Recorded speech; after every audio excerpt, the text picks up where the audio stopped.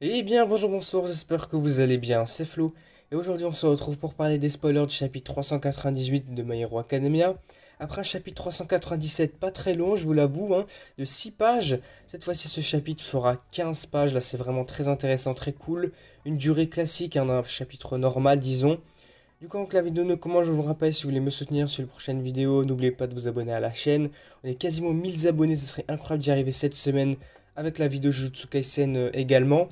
Du coup, ce chapitre s'intitule en anglais Toshinori Yagi Origin Rising. Donc, si on traduit ça en français, ça serait les origines de Toshinori Yagi, l'envol, comme on a vu ça beaucoup dans les chapitres et dans les épisodes de l'anime. Alors, ce chapitre va commencer avec une case montrant le jeune Toshinori demandant à devenir le disciple de Nana Shimura. Dans le présent, un nouvel objet sort de la voiture d'All Might et vient transpercer All for One, insérant un acide puissant dans son corps. Ici, c'est une attaque qui fait référence à Pinky, donc à Ashido. All Might dira à All for One, tu disais que j'étais un déchet organique, mais regarde qui est en train de pourrir maintenant. Donc All Might est en train de se moquer pour le coup des dommages qui sont causés par l'acide à All for One.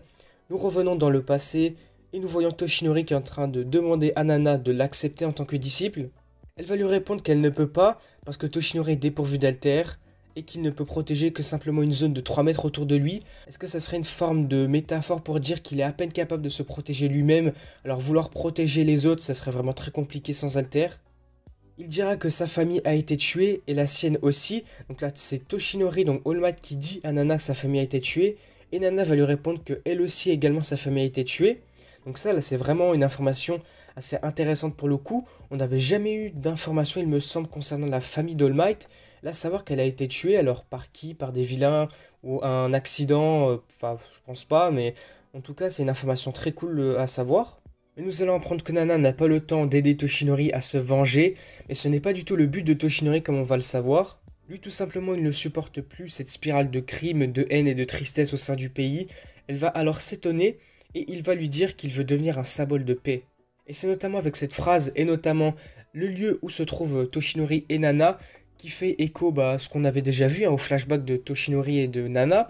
Ils sont à peu près sur la colline, sur la digue, un chemin qu'on avait déjà vu dans les flashbacks. On va voir que peu importe que vous construisiez de nouvelles maisons après la destruction, les gens qui y habitent vivront toujours dans la peur. Nana va alors lui demander pourquoi il a décidé de faire cela alors qu'il n'a aucun pouvoir. Et il va lui répondre que les gens normaux sont occupés à protéger leur propre zone de 3 mètres, donc peut-être leur propre personne sûrement. All Might dira alors c'est à lui de faire tout ça. Je n'ai pas d'alter, ce qui signifie que je n'ai pas de rôle propre. La suite du chapitre va être selon le leaker et même selon beaucoup de fans je pense, dont moi, l'une des pages qui va suivre est l'une des plus émouvantes de toute la série, en tout cas les unes des plus symboliques, je dirais plutôt. Nous allons voir All Might et All for One qui vont s'écraser sur la station Tatooine dans une double page incroyable. Pour ceux qui ne verraient pas exactement ce que c'est, en fait la page, tout simplement la mise en scène, est exactement quasiment similaire à celle du tout premier chapitre. C'est vraiment très cool, c'est pour ça que c'est vraiment très symbolique. C'est comme si au premier chapitre, celui avait été là où tout a commencé et maintenant là avec All Might et All for One, le dernier combat, c'est là où tout va terminer. Nous allons voir les deux personnages continuer de voler et les agents de police vont dire qu'ils sont proches de Yue. Cependant, All for One a fait un détour pour poursuivre All Might. Nous voyons All Might allongé sur le toit de l'immeuble. Celui exactement où Deku lui avait demandé s'il pouvait devenir un héros même sans alter. Là aussi une scène très symbolique. Nous voyons que All Might est très mal en point, il a des côtes cassées, des dommages partout et même ses organes respiratoires fonctionnent mal comme on le savait depuis le début. Après s'être souvenu de Deku qui était en train de courir pour sauver Bakugo dans le premier chapitre, et notamment de Stain parlant du rôle d'All Might actuellement, Toshinori va se lever. Juste après, on va voir que All for One va également arriver sur ce même toit d'immeuble, et All Might va remarquer qu'il a encore rajeuni. All for One a sûrement dû utiliser de nombreux haltères pour éliminer l'acide de son corps que All Might lui avait injecté, ce qui l'a donc endommagé fortement. Sachant alors cela, Toshinori suppose que plus All for One subit de dégâts, plus il va rajeunir. Donc ça, je pense que c'est une information véridique, parce qu'on avait vu ça pas mal le chapitre précédent. All Might va alors se mettre à rire comme un fou carrément dans une page pleine de flashbacks et tout autour de lui des ha ha ha de partout avec son rire emblématique. Donc là aussi une scène vraiment très touchante, émouvante, très intéressante. Il va ensuite demander à Hercule, son véhicule, d'envoyer tous les objets restants. En même temps, il va continuer de rire. Il va également prononcer cette phrase, alors je ne sais pas s'il la prononce véritablement ou si c'est plutôt dans sa tête. Il va dire: je suis tellement heureux de pouvoir jouer un rôle et d'aider tout le monde.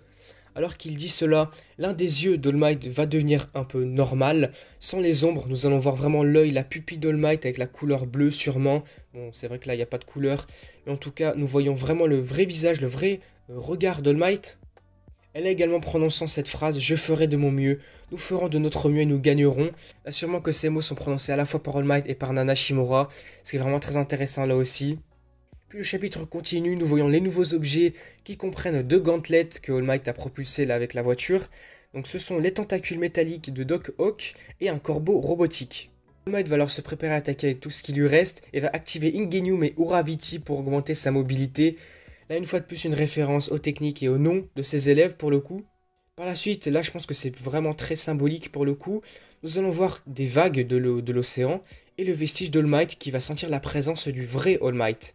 Donc là, si je comprends bien, le vestige d'All Might qui est dans le One for All du côté de Deku va sentir la présence du vrai All Might qui est un peu aux alentours du côté d'All for One. Puis pour quasiment terminer le chapitre, là aussi des images très belles, magnifiques, je sais pas quoi dire. L'avant-dernière page va montrer Deku et Shigaraki. D'un côté, Deku qui va penser à All Might. Et la dernière page qui cette fois-ci montre All Might et All for One. Cette fois-ci, All Might qui va penser à jeune Midoriya. Et c'est ainsi que le chapitre va se terminer. Nous apprenons qu'il n'y a pas de pause la semaine prochaine. J'espère vraiment de tout cœur que Horikoshi va faire un chapitre digne de celui-ci. Avec sûrement 15 pages, je pense. En tout cas, j'espère vraiment qu'il n'y a pas de chapitre avec 6, 8 pages. C'est vraiment dommage. Et accompagné de tout cela, nous avons le commentaire d'Horikoshi dans le Jump de cette semaine. La cape était supposée être Tsukuyomi, pas Dark Shadow. Désolé All Might et désolé Tokoyami. Bon, c'est vrai que pour le coup, là au chapitre précédent, on avait vu cette cape qui faisait sûrement écho à la garde de Dark Shadow. Mais finalement, c'est plutôt une référence à Tsukuyomi, le héros, hein, le nom que porte Tokoyami. Du coup, voilà, le chapitre s'est terminé. Ici, les spoilers également. Pour résumer, globalement, le chapitre était incroyable. Je sais pas vraiment quoi dire. J'ai vraiment apprécié le chapitre, les symboliques qu'il y a autour. Vraiment, toutes les scènes émouvantes, c'était incroyable. La scène avec All Might qui se crache sur un immeuble, qui fait référence à une page, une double page même, du premier chapitre. Également, l'immeuble sur lequel All Might s'est écrasé, c'est celui où Deku lui avait demandé s'il pouvait devenir un héros, même sans alter. Là, c'est incroyable. Et puis surtout, cette fin de chapitre, Deku, Shigaraki, Deku qui pense à All Might, et là, All Might, All for One. Avec All Might qui pense à Deku. Est-ce qu'au prochain chapitre, on aurait la conclusion du combat All Might All for One? Alors, est-ce que, là, si on imagine, est-ce que cette fin de combat pourrait finalement arriver en tant que mort d'All Might et mort d'All for One? Finalement, All Might se serait sacrifié lui-même pour pouvoir sauver Deku. Par la même occasion, il aurait réussi à tuer All for One. Et puis de cette manière-là, nous pourrons avoir pour la première fois All Might, le véritable All Might dans les vestiges. Parce que là, pour l'instant, on a toujours une mi-présence du All Might à l'intérieur des vestiges. C'est juste une silhouette, c'est pas le vrai corps d'All Might. Alors est-ce qu'à partir de là, au prochain chapitre, on aurait la mort d'All Might, la mort d'All for One? À partir de là, le vrai All Might apparaîtrait dans les vestiges. Et puis nous allons nous concentrer sur le combat de Deku et de Shigaraki. Peut-être qu'à ce moment-là, Deku développerait une nouvelle puissance, peut-être qu'il sera beaucoup plus fort, est-ce qu'il débloquerait quelque chose, je ne sais pas. En tout cas, ça permettrait de lui faire un déclic, en tout cas de voir All Might comme ça dans les vestiges. Bon, du coup, voilà, je pense qu'on va s'arrêter ici pour cette vidéo, elle aurait été incroyable, je pense, aussi pour vous. Du coup, voilà, on s'arrête là si cette vidéo vous a plu. N'hésitez pas à me le faire voir dans les commentaires, en likant, en partageant, etc., comme d'habitude. N'hésitez pas à me donner votre point de vue, vos théories sur la suite, tout ça, ce que vous en avez pensé du chapitre. Et puis surtout, n'oubliez pas de vous abonner à la chaîne pour me soutenir sur les prochaines vidéos spoilers.